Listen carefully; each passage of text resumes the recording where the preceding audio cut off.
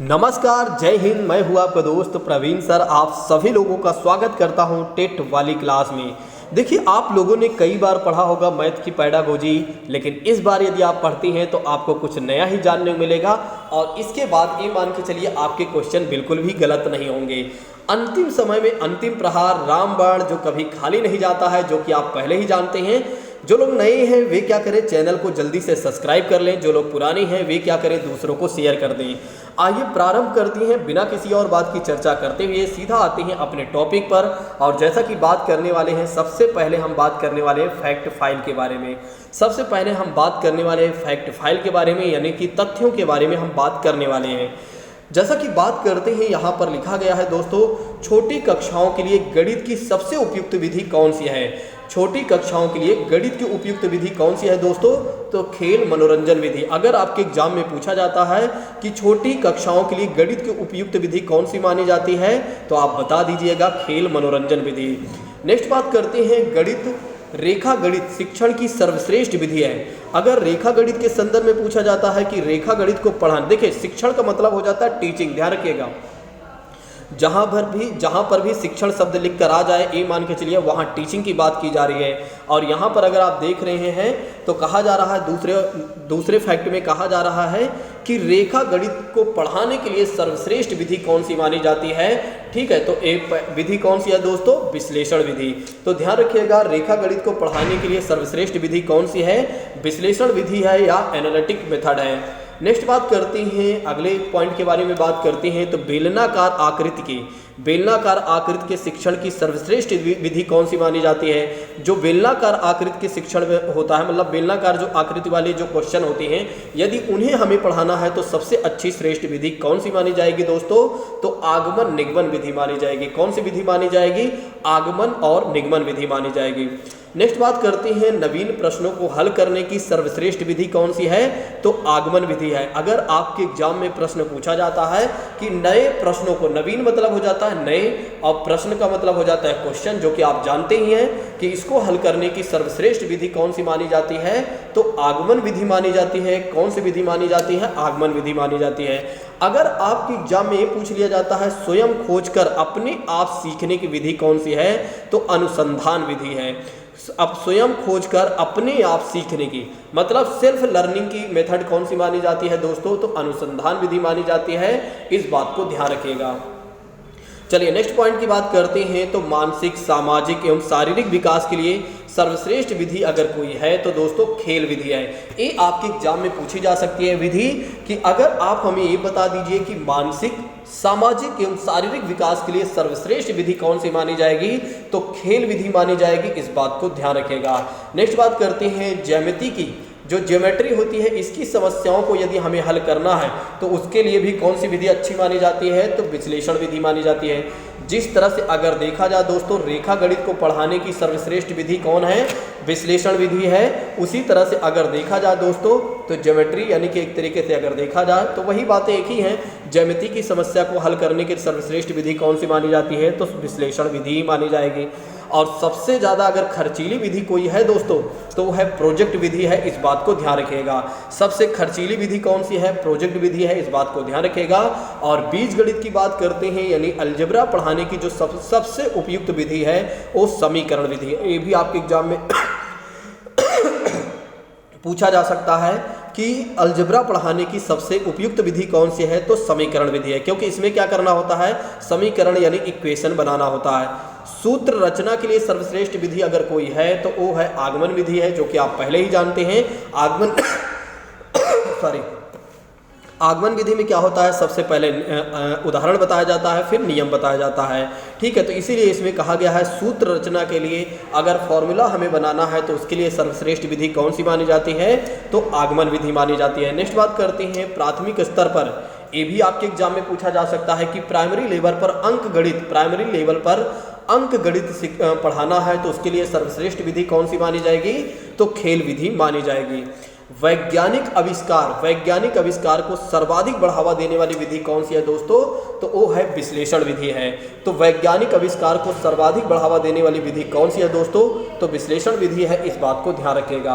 अगर आपके कोई क्वेश्चन होती है तो एक बार आप कमेंट करके आप हमें जरूर बताइएगा यदि आपको कोई डाउट्स होता है। आइए बात करते हैं कुछ अन्य चीज़ों के बारे में। जैसा कि यहाँ पर आप देख रहे हैं, कहा जा रहा है कि शिक्षण एक त्रिध्रुवीय प्रक्रिया है। तो शिक्षण क्या है? एक त्रिध्रुवीय प्रक्रिया है दोस्तों, जिसमें अगर प्रथम ध्रुव की बात करते हैं तो शिक्षण उद्देश्य होता है, दूसरे ध्रुव की बात करते हैं कि अधिगम अनुभव की बात की जाती है, और तीसरे की बात करते हैं तो मूल्यांकन की बात की जाती है। तो अगर देखा जाए तो गणित शिक्षण की विधियों में दोस्तों ये जो है एक त्रिध्रुवीय प्रक्रिया होती है, जिसमें पहले ध्रुव में क्या होता है दोस्तों? शिक्षण उद्देश्य, यानी कि पढ़ाने के उद्देश्य होते हैं कुछ ना कुछ। अधिगम अनुभव का मतलब ये हो जाता है जब व्यक्ति कुछ सीखेगा तो कहीं ना कहीं एक तरीके से अनुभव करेगा, और फिर उसके बाद क्या करना होगा? मूल्यांकन करना होगा। ये बातें ध्यान रखिएगा। तो दोस्तों अगर शिक्षण एक त्रिध्रुवीय प्रक्रिया, या आपसे पूछा जाता है कि शिक्षण की कितनी ध्रुवीय प्रक्रिया है, या कितने ध्रुव में बांटा गया है, या कितने डायमेंशन में बांटा गया है, तो आप ध्यान रखिएगा त्रिध्रुव में।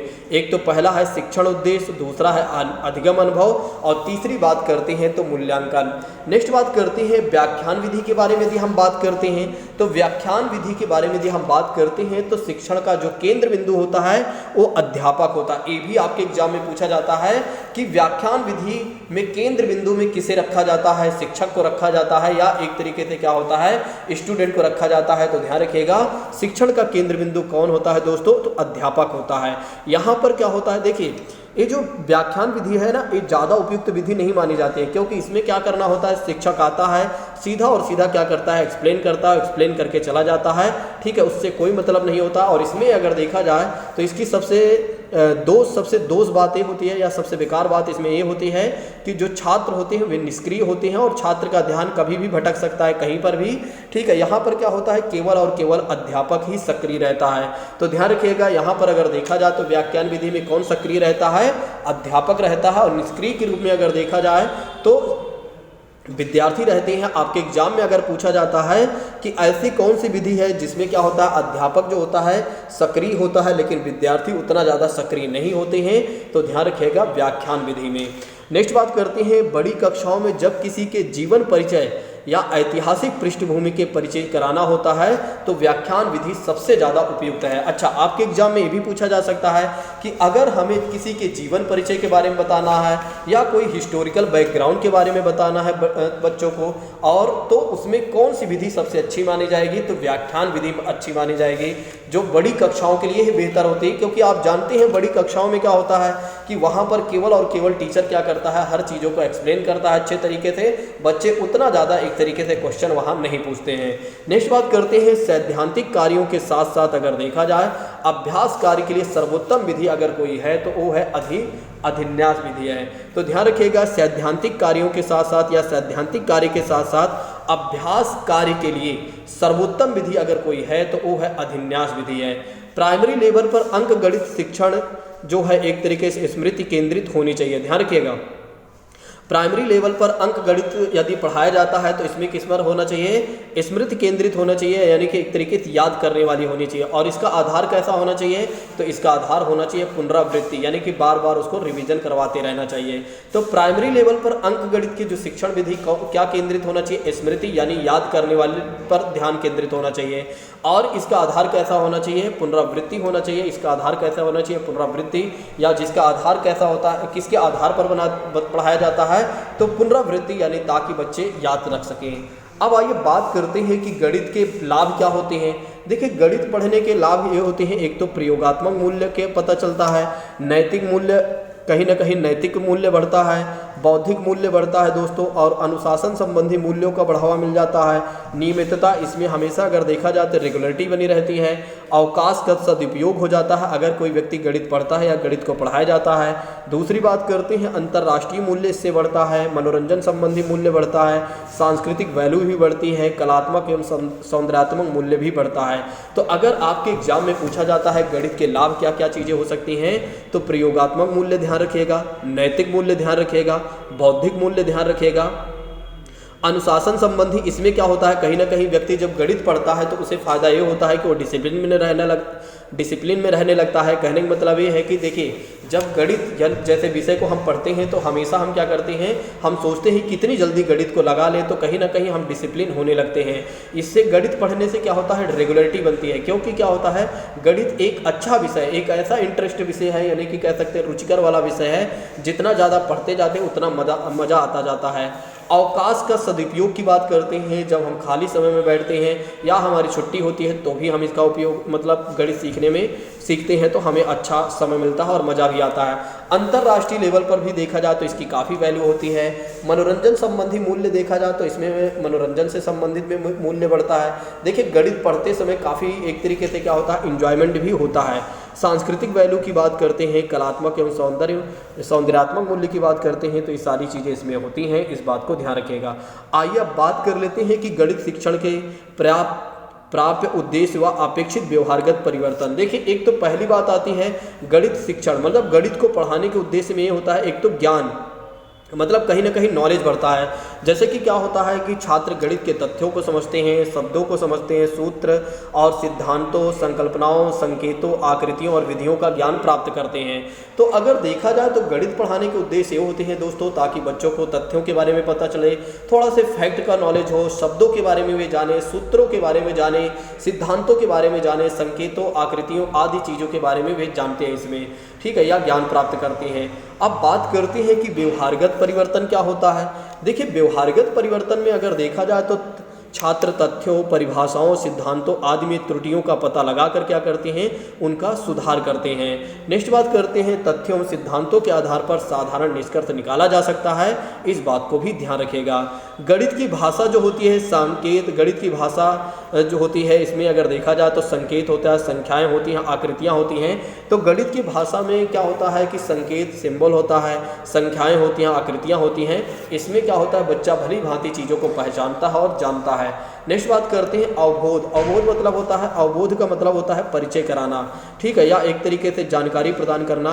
जैसे कि बात करते हैं संख्याओं की, बात करते हैं संकेतों, नियमों, परिभाषाओं आदि में अंतर करना, तुलना करना, तथ्यों और आकृतियों का वर्गीकरण बच्चे सीखते हैं, ठीक है। तो इसमें क्या होता है, अवबोध का मतलब होता है ज्ञान कराना। तो गणित पढ़ाने के उद्देश्य ये होता है ताकि बच्चों को ये पता चले संकेत क्या होते हैं, नियम क्या होते हैं, परिभाषाएं क्या होती हैं और उसका तुलनात्मक अध्ययन कैसे किया जा सकता है, उसमें अंतर क्या होती हैं, तथ्य क्या होते हैं, फैक्ट क्या होता है, आकृतियाँ क्या होती हैं, ये सारी चीज़ें वर्गीकरण करना सीख जाते हैं, या एक तरीके सीखते हैं, या एक तरीके से क्लासिफिकेशन करना सीखते हैं। नेक्स्ट बात करते हैं, इससे क्या होता है, कुशलता आती है। तो गणित पढ़ाने से दोस्तों ये है कि, या गणित पढ़ाने का उद्देश्य ये है कि एक तरीके से कुशलता आती है, यानी कि स्किल आती है। कहने का मतलब ये है कि विद्यार्थी गणना करना जान जाते हैं, ज्यामिति की आकृतियाँ पहचान जाते हैं या करना जान जाते हैं, रेखा चित्र खींचने में सामर्थ्य हो जाते हैं, रेखा चित्र, चार्ट आदि को पढ़ने में निपुणता प्राप्त कर सकते हैं। छात्र गणितीय गणनाओं को सरलता व शीघ्रता से कर लेते हैं, ये उनके अंदर स्किल आते हैं। गणित पढ़ाने से क्या होता है, बच्चों में बहुत सारी चीज़ें स्किल डेवलपमेंट होती है, ठीक है। तो ये सारी चीज़ें कहीं ना कहीं बच्चों में स्किल आती हैं। नेक्स्ट बात करते हैं, गणित पढ़ाने का उद्देश्य ये भी है कि ज्ञान उपयोग। कहने का मतलब ज्ञान उपयोग की बात करते हैं, छात्र ज्ञान और संकल्पनाओं का उपयोग और समस्याओं को हल करने में सक्षम हो जाते हैं। कहीं ना कहीं अगर देखा जाए तो बच्चों में गणित पढ़ाने से क्या होता है कि उनके अंदर नॉलेज आती है, उनके अंदर कॉन्सेप्ट आता है और किसी भी प्रकार की जो समस्या होती है उसको हल करने में भी सक्षम हो जाते हैं। तो गणित पढ़ाने का हमारा यही उद्देश्य है दोस्तों। नेक्स्ट बात करते हैं, छात्र एवं उपयुक्त छात्र तथ्यों की उपयुक्तता और अनुपयुक्तता की भी जांच कर सकते हैं। गणित पढ़ाने से बच्चों को कहीं ना कहीं इस बात की भी जानकारी हो जाती है कि एक तरीके से तथ्यों की उपयुक्तता क्या है, ठीक है, क्या इसकी यूजिबिलिटी है, क्या अनयूजिबिलिटी है, या क्या चीज़ें यूजुअल में नहीं है, ठीक है। नेक्स्ट बात करते हैं, उसको जांच कर सकते हैं। नवीन परिस्थितियों में आने वाली समस्याओं को आत्मविश्वास के साथ हल कर सकते हैं। देखिए, गणित पढ़ाने से क्या होता है दोस्तों कि बच्चों में नवीन परिस्थितियां, मतलब नई परिस्थितियां में आने वाली जो समस्याएं हो आती हैं उसको भी सॉल्व कर सकते हैं, क्योंकि आत्मविश्वास के साथ उसको हल कर सकते हैं, क्योंकि उन्हें पता है कि अब हमें गणित या गणित जैसे विषय हमें आता है और हमें दिक्कत नहीं है। आपने देखा हुआ है, जिसको मैथमेटिक्स जैसा विषय आता है वो बिल्कुल भी नहीं डरता है, उसे लगता है कि मुझे सब कुछ आता है, ठीक है। मैथ हो गया, अंग्रेजी हो गया, कुछ ऐसे विषय होते हैं जो व्यक्ति के अंदर जो भय होता है वो कहीं ना कहीं निकाल देता है। नेक्स्ट बात करते हैं रुचि की, बात करते हैं इंटरेस्ट। देखिए गणित छात्र के गणित के अध्ययन से क्या होता है कि गणित की पहेलियों को हल कर सकते हैं बच्चे, गणित संबंधी लेख लिख सकते हैं बच्चे, और गणित संबंधी सामग्री का अध्ययन कर पाएंगे और गणित क्लब में भी भाग ले सकेंगे। ठीक है, तो इसमें कहीं ना कहीं गणित पढ़ाने से बच्चों में रुचि भी आती है। दोस्तों क्या आप जानते हैं, आइए एक बार इसको देख लेते हैं फिर आगे बढ़ते हैं। नेक्स्ट बात करते हैं, अगर देखा जाए तो गणित सभी विज्ञानों का प्रवेश द्वार एवं कुंजी है। एक किसने कहा है, बैकन महोदय ने कहा है। गणित जो है संस्कृत का दर्पण है, किसने कहा है, हॉगबैन ने कहा है। इस बात को ध्यान रखिएगा। तार्किक चिंतन के लिए गणित एक शक्तिशाली साधन माना जाता है, बर्नार्ड शॉ कहते हैं। गणित क्या है, उस गणित क्या है, यह उस मानव का चिंतन प्रतिफल है जो अनुभवों से स्वतंत्र और सत्य के अनुरूप है। किसने कहा, आइंस्टीन ने कहा है। गणित एक विज्ञान है जिसकी सहायता से आवश्यक निष्कर्ष निकाले जाते हैं, और बिल्कुल सही बात है, गणित एक विज्ञान के रूप में भी गणित को देखा जा सकता है। ठीक है, इसकी सहायता से हम आवश्यक निष्कर्ष तक पहुँच सकते हैं। ये कौन कहता है, पियर्स कहते हैं। देखिए इसमें क्या होता है, गणित से क्या होता है दोस्तों, गणित पढ़ाने से अभिरुचि आती है। यानी कि कहने का मतलब ये है कि एप्टीट्यूड टेस्ट की बात करते हैं, ऑब्जेक्टिव होता है। जैसे कि विद्यार्थी गणित के अध्यापक को पसंद कर सकेगा, जो विद्यार्थी होता है गणित के अध्यापक को पसंद करने लगेगा, कहीं ना कहीं एक अभिरुचि आती है। गणित की परीक्षाओं को देने में आनंद पा सकेगा बच्चा, और गणित के विषय को की सामग्री के बारे में सहपाठियों पर चर्चा कर सकेगा। नेक्स्ट बात करते हैं, कमज़ोर विद्यार्थियों को सीखने में मदद कर सकेंगे। ठीक है, अगर बच्चों में अगर देखा जाए तो अभिरुचि आती है दोस्तों गणित पढ़ाने से। नेक्स्ट बात करते हैं, अप्रिसिएशन, ऑब्जेक्टिव भी पूरा होता है। कहने का मतलब ये है कि सराहनात्मक चीज़ें भी आती हैं, जैसे छात्र दैनिक जीवन से गणित के महत्व और उपयोगिता की प्रशंसा कर सकेगा। गणित पढ़ाने से गणित के बारे में या गणित की एक तरीके से सराहना बच्चा करेगा, या कहीं ना कहीं एक तरीके से देखा जाए कि उसके महत्व के बारे में भी पता चलता है। गणितज्ञ के जीवन में व्याप्त लगन एवं परिश्रम को श्रद्धा की दृष्टि से देखेगा। चलिए नेक्स्ट बात करते हैं इसमें और भी चीज़ें यदि है तो ये रहा गणित शिक्षण के उद्देश्य के बारे में। गणित शिक्षण के उद्देश्य क्या है दोस्तों, एक तो ज्ञान है, दूसरी बात करते हैं ज्ञान बढ़ाने की बात करते हैं, व्यवहारगत परिवर्तन लाना चाहते हैं। हम चाहते हैं कि बच्चों में एक तरीके से बिहेवियरल चेंजेस आए, अवबोध, वे जाने हर वो चीज़ों को, कुशलता उनके अंदर, स्किलफुल डेवलपमेंट उनके अंदर, स्किल्स आए यानी कि कुशलता आए, उनका नॉलेज आए, उनके पास अपने नॉलेज को उपयोग कर सकें, अगर कहीं पर भी समस्या आती है तो उसको हल कर सकें। फिर अगर देखा जाए तो बच्चों में रुचि आती है गणित पढ़ाने से। फिर अगर देखा जाए तो अभिरुचि कहीं ना कहीं उत्पन्न होती है, जिससे क्या होता है कि बच्चे कमज़ोर विद्यार्थी को भी सीखने में मदद मिल जाती है। नेक्स्ट बात करते हैं सराहनात्मक विषय की बात करते हैं, ऑब्जेक्टिव की बात करते हैं, तो ये सब भी सारी चीज़ें देखने को मिलती हैं। अब आइए बात करते हैं दोस्तों गणित शिक्षण की विधियाँ। गणित शिक्षण की विधियाँ के बारे में यदि हम बात करते हैं तो कहा जा रहा है अध्यापक की सफलता विधि के सही उपयोग पर निर्भर करती है। बिल्कुल सही बात है, सॉरी अध्यापन का मतलब हो जाता है वही पढ़ाने की बात की जाती है। तो अध्यापन की सफलता किस पर निर्भर करता है दोस्तों, तो विधि के सही उपयोग पर निर्भर करता है, किस विधि से आप पढ़ा रहे हैं।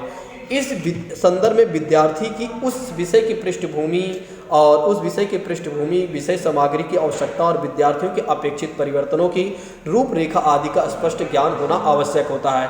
ऐसे में अगर देखा जाए तो इस संदर्भ में अगर देखा जाए दोस्तों तो विद्यार्थियों की उस विषय की पृष्ठभूमि यानी कि बैकग्राउंड, विषय की सामग्री की आवश्यकताओं और विद्यार्थियों में अपेक्षित परिवर्तन के रूपरेखा का भी मतलब एक तरीके से कहीं ना कहीं चीज़ें तैयार हो जाती हैं। रूपरेखा का अपेक्षित का मतलब हो जाता है जितना हम अपेक्षा कर रहे हैं उससे ज़्यादा कहीं ना कहीं परिवर्तन देखने को मिल सकता है गणित की शिक्षण विधियों से। नेक्स्ट बात करते हैं अध्यापन विधि का समुचित उपयोग बालक में अगर देखा जाए अध्यापन विधियों का समुचित उपयोग स्वयं में एक कला है। बिल्कुल, अगर देखा जाए तो अध्यापन विधियाँ, पढ़ाने की जो विधियाँ हैं, अगर हम समुचित उपयोग करते हैं तो वे स्वयं में एक कला है। क्योंकि आप देखते हैं हर एक टीचर का पढ़ाने का एक अलग तरीका होता है। यह कहना कठिन है कि कौन सी विधि कहाँ पर उपयोग किया जाए। बिल्कुल सही बात है, यह कहना बिल्कुल भी कठिन हो जाता है हमारे लिए कि कौन सी विधि का कहाँ उपयोग किया जाए। ठीक है, और क्योंकि विधि के चयन में अनेक पक्षों का ध्यान में रखा जाता है और स्वयं अध्यापक अपनी योग्यता के अनुसार इस संबंध में निर्णय लेने में सक्षम होता है। बिल्कुल सही बात है। तो अगर देखा जाए तो कौन सी विधि को कैसे पढ़ाया जाना चाहिए, किस विधि से कैसे पढ़ाना चाहिए, ये टीचर पर निर्भर करता है, क्योंकि टीचर ही ऐसा काम कर सकता है कि किस विधि से पढ़ाया जाए। दोस्तों आइए अब समझते हैं विश्लेषण विधि के बारे में, यानी कि एनालिटिक मेथड के बारे में।